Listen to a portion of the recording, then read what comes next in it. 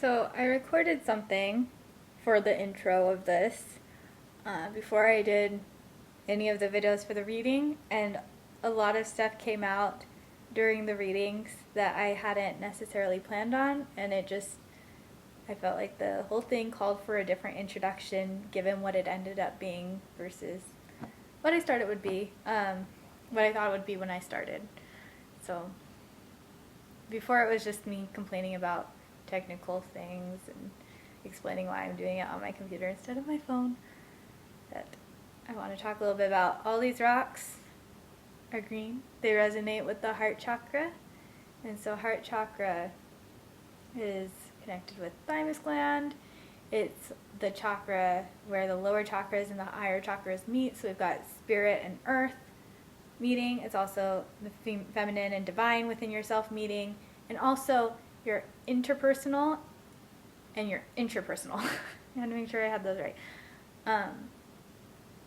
So it's kind of like the seat of the soul is, I guess, one way to call it for like the thymus gland, but so much health and so much of our being starts in our hearts. I'm a hippie at heart, though I try not to show it, is like something that one of my guardian angels said to me once. So, we hope that as we go through this, for me it brings up some trauma that I haven't processed yet, or that I needed to process deeper this week.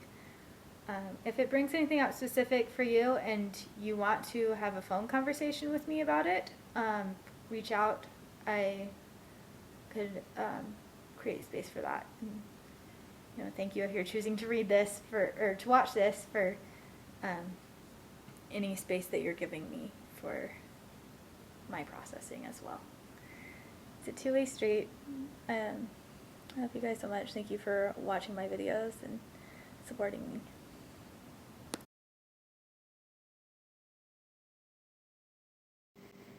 Dioptase, the Magician, the Devil reversed, and 8 of Coins reversed.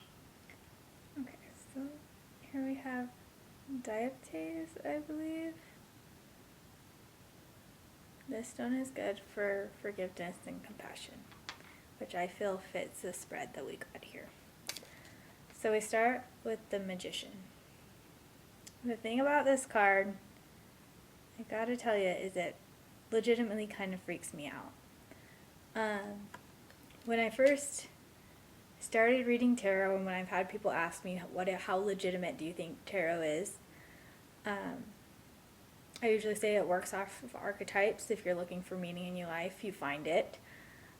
It's also nice to connect with someone when that's available. As for being able to tell the future and being magic, I don't know, but this card really has had some creepy things have happened to me associated with this card, both when I was hitchhiking on the road and first getting used to using tarot, and then one story, when I started massage school, there was a full moon ceremony that me and some of my classmates organized and went to, and I brought my tarot cards there. At the time I only had one deck, which was the deck I used the whole time I was on the road.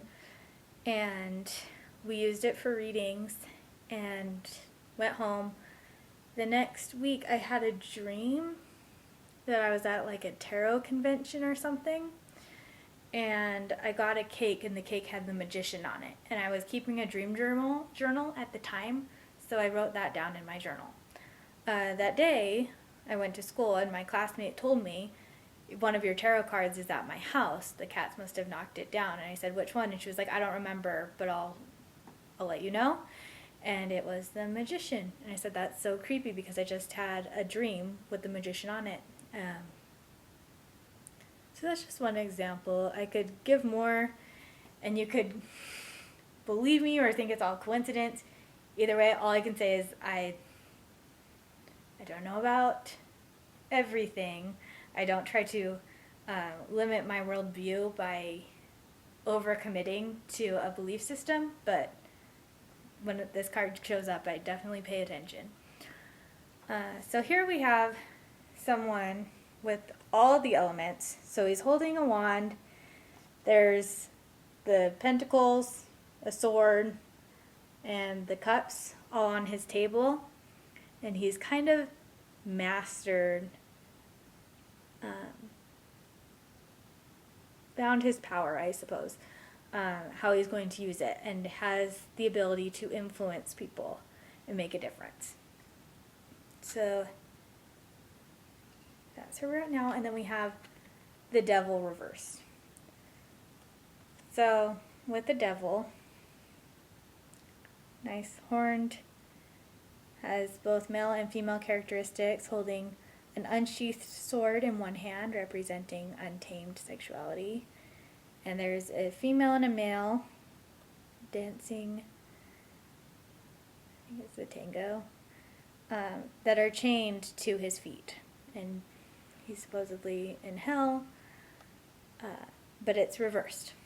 So to that, I see a freeing, a breaking free from bondage, addiction, and the one thing that came to my head specifically is the John Paul Sartre quote, "Hell is other people," from his play No Exit. And that's, in that play, someone dies and goes to hell, and it's just 3 people in a room and just at a standstill. There's no torture, anything else, and that is hell. But one part of that statement is when there's another who's projecting their image of you, or they label you, they have the power to, it says, the other has the power to freeze me into something that I am not. Like, you are shy, or you are attention-seeking, or you are whatever. And for me, I see it breaking free from other people. I have this horrible thing where I have conversations with people who are not in my life anymore in my head, like, when I don't want to be. When I'm like driving, or when I'm with someone that I want to be giving my attention to, instead I'm thinking about how somebody who knew me, 2016 before I was hospitalized sees me, who's not in my life at all. Or, I don't know, I think back about Facebook posts and I think, yeah, if I saw that from this other person's point of view, I'd probably think, like, I hate that person. But at that time, I was kind of hanging out with a group of adults who acted like children. Not all of them, I don't want to lump them all together, but like a vast majority of them. It was like junior high drama from adults that I had just met, because I had just gone through this whole experience. Virginia, met up with someone that I knew in junior high school who wanted a relationship with me. I tried to break up with him a few times, he didn't accept it, and then ended up totally screwing me over. But that's a long story. But I just get pulled into like their limited views of me, and now that I've like met so many other people and like less like in their own world people who are more crazy, I just know if somebody's bothering me, to unfollow them. Like, there's a maturity that I think a number of people in that group miss. That's like, you're allowed to say you want someone in your life or you don't want someone in your life, but like, that's kind of goes into some of the stuff I was talking about last week of knowing your shadow. Is when somebody's not giving you direct messages of whether they like you or don't like you. A lot of times they don't know themselves, and you don't know how to act, but you're being like emotionally abused. It can be hard, because it can be hard. So the last card was 8 of Coins reversed. So with 8 of Coins, I see a man on a ladder. This one's an artist working on these tarot cards. His wife and child below, and then the cat at the bottom. It shows an apprentice perfecting a skill, making money in the world. But the fact that it's reversed to me and that the cat is on top says that it's a time to think about priorities, and maybe reconnect with family or the earth, gardening. I think with all these cards and what's going on right now with quarantine and the virus, I see two lines of thinking. One is get us back to normal and the economy going as fast as possible, and the other is we should never go back to normal. We should make a new normal. And it might be time to just, for like the collective humanity to reconnect with the earth and maybe ask how we can personally change to be more productive before returning to those skills, or perfecting those skills. So that's what I saw for diabetes. Malachite, Three of Wands, Knight of Wands reversed, and Five of Swords. Okay. For pile B we have malachite. This is a good stone for removing negative energy. Another good one for heart space and also throat. So speaking your truth. The first card that we have for that is the Three of Wands. Here we have three men with pickaxes climbing up and working together. They're strapped to each other to build something. I watched the movie on Netflix yesterday. It's a great documentary called The Dawn Wall about professional rock climbers. And there's one part where he's trying to go up this wall in a new way that no one ever has before, and he's got a partner who's injured and it's taking him a lot longer, and he tells his partner, I want us to complete this together. I don't want to complete it by myself. And I see that with a lot of relationships. As you're finding your voice, setting your boundaries, figuring out where people go, letting people choose whether to be with you or to grow on their own is scary sometimes, because there's fear of abandonment that a lot of us have, that we hold on to other people for, but it's also when they choose you, you know they're choosing you. So that's one thing that I'm working through, is just accepting that everyone's journey is their own. And as we're moving out of shadow life where we're projecting things onto people and we're starting to realize our truth and our journeys and learning to communicate it to each other so that we can grow based in boundaries and consent instead of attachment and neediness, it's kind of going to be a dance of setting a boundary, doing your own work, reconnecting, or making an offer to reconnect. There's definitely been some relationships that I have made hard boundaries on before, and then later been like, hey, if you wanted to talk about readjusting that boundary, I'd be open to it. And sometimes the other person was like, yes, I'm open to it. And sometimes they're like, no, I'm not. And then I accept that, maybe learn a lesson from it. Next time, don't be so harsh. That's life. And as you learn, and part of it is if you're not making boundaries all the time and speaking your truth all the time, you let stuff build up. By the time you set a boundary, you can go like use way more force than necessary and cause real damage to that relationship when it didn't need to suffer from that. So there's that. And then the second card, we have the Knight of Wands reversed. So here we have a man, I guess he's a Hun, wearing leather that's stitched together, so skin that's being reused in a different way. And there's a village behind him. People are fleeing it. It says the sky is violet with fire. So here, the fact that it's reversed to me is saying there's the interpersonal thing, but it's also time to turn inward and see where your stories are coming from. A lot of us project things onto other people. And if hell is other people, as a satyr said, then what is heaven? I would venture to say that perhaps heaven is finding peace within yourself, outside of other people. So is there something that you need that you're not giving yourself? Would you benefit from therapy? Do you take mental health days when you need it? Do you feed yourself when you're not cooking for other people? I think that a big sign of not taking care of yourself is when you've got family, a husband or kids to take care of, you're like cooking beautiful meals, and then when it's just you, you're like, what can I throw in the microwave? Because you don't feel like you're worth it. And one thing that I really believe is you can only love other people as much as you've loved and understood and accepted yourself.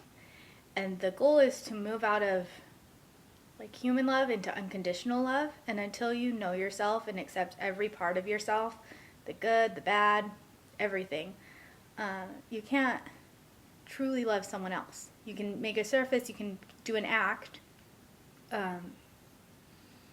but the true love will come from truth, and it will come from the love that you give yourself from a full cup that you can give to others. So I see that as an instruction to turn inward, and also ask yourself, is there something that you're avoiding by staying busy and staying in the interpersonal world and not going into the interpersonal? Is there something really dark that you don't want to confront? A lot of us have that, but if you don't confront it, it's still there, and it's still, without shining light on it and be like, what are you doing in there, demon? It's like pulling all these strings, and then you're like, I don't like the person that I'm becoming. Sometimes you gotta take some time, love that inner child, and set boundaries with that inner child. The last card that we have here is Five of Swords. So there's a man smoking a hookah, like the caterpillar on Alice in Wonderland, with swords kind of building a pyramid above him. There's demons and a siren on the top of the sword, and the structure around it is crumbling, but he is kind of perhaps safe in the structure he's made. So I see that as finding a safe space, whether it's journaling, therapy, if it's a calling for you to get therapy. I have been thinking about EMDR for a while now. And also the hookah smoking caterpillar, the who are you? Maybe you're letting go of other people's conceptions of you and feelings of obligation, and then asking yourself, what are my dreams and what do I care about? Because it's important. And you're here for a purpose, and the world needs you, and you are beautiful, is the viewpoint that I'm going to advocate today. There's a great Rumi quote that I wanted to quickly share with this one. Your task is not to seek love, but merely to seek and find all the barriers within yourself that you have built against it. And that is for your sake, and also for the sake of every single person you will meet, because your ability to connect with someone else is compromised if you are acting in accordance with how you expect other people want you to act, when other people are acting from their own dysfunction most of the time, who have not done their own inner work. So I see this one, repelling negative energy, asking you to look inward and focus on yourself, some self-care. So that's what I saw from Malachite. Pre-night, we have the Fool, the Chariot, and Ace of Cups reversed. Okay, for pile C, we have Prenheit. And yes, it's a different day, and I changed my outfit. This stone is good for healing the healers. It connects you with Archangel Raphael, which means God heals. So with this stone and this thread, I'm seeing a call to a higher purpose. The first card, we have the Fool, starting a journey, doing something that maybe you haven't done before, discovery. There's this inspirational quote that I think I saw in high school, at like the counselor's office. It said, if you always do what you've always done, you will always get what you've always gotten. And I think this is an invitation to break out of that. With the second card, we have the Chariot, which is pulling forward. There's a white horse facing up, a black horse facing down, trying to get these two sides to work together to pull forward. For me, the Chariot is art. And it's asking the watcher to tune into that inner artist, inner child, and to reprogram some of the beliefs that we may have around art. I've been going through the book The Artist's Way with a book club, and some of the really helpful affirmations that they have is, I am a channel for the divine. When I ignore my creative impulse, I am repressing the divine within me. My art opens hearts and tells the truth. And so, recognizing that, instead of a frivolous thing that people do sometimes as the reason why you are on this earth is to create art and to inspire others and to be inspired by others, I think it's huge. So, the final card that we have for that is a fountain, the Ace of Fountain, the Ace of Cups, reversed. So here we have giant fountain. There's a woman breastfeeding 2 children at the top,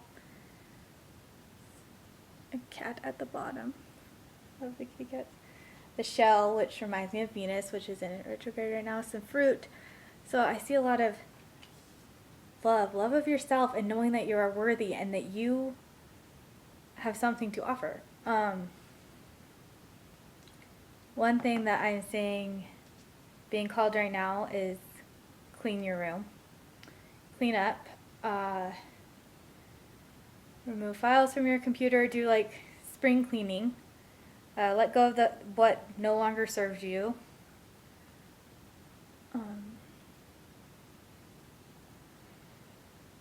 There's a really good video that I found on the thymus, activating your thymus, that I'm going to put in the comments that you can connect to if that is calling for you. But I'm seeing a lot of potential in the spread, that you are a healer and you're here for a purpose, and it's time to level up.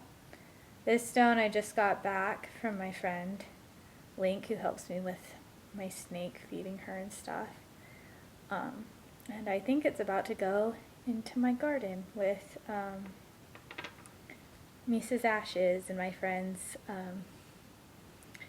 seeds that she sent me when her son died. So a garden that means a lot to me. So I think we're planting some seeds. Thank you for joining me this week. I hope everyone has a great rest of their week.